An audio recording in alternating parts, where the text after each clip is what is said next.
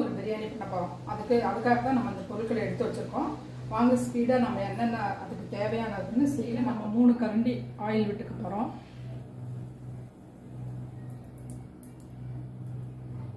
எப்பவும் போல் நம்ம சிக்கன் பிரியாணிக்கு கொஞ்சம் ஆயில் எக்ஸ்ட்ரா விடணும், மட்டன் பிரியாணிக்கு கொஞ்சம் ஆயில் கம்மியாக விடணும்.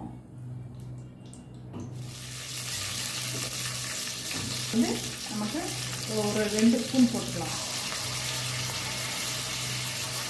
2 டேபிள் ஸ்பூன் போட்டுக்கலாம்.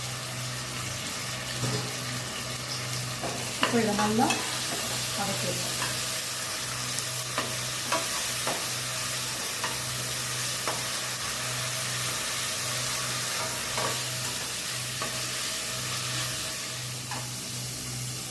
இப்போ நம்ம ஆனியன் போட்டுக்கலாம்.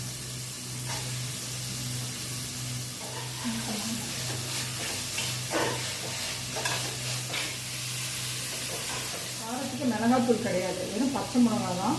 அதனால் இதையும் போட்டுட்டு நல்லா மிக்ஸ் பண்ணிக்கலாம். மூடி வச்சுட்டு ஒரு 10 நிமிஷம் லோ ஃப்ளேமில் வச்சுட்டு இந்த சிக்கன் வேக விடலாம்.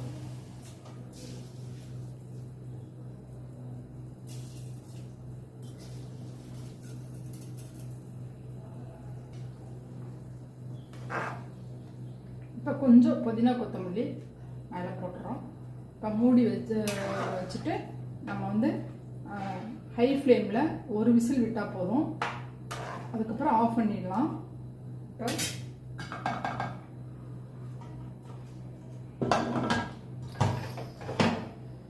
ஸ்டீம் வந்தோடனே நம்ம வெயிட் போடலாம்.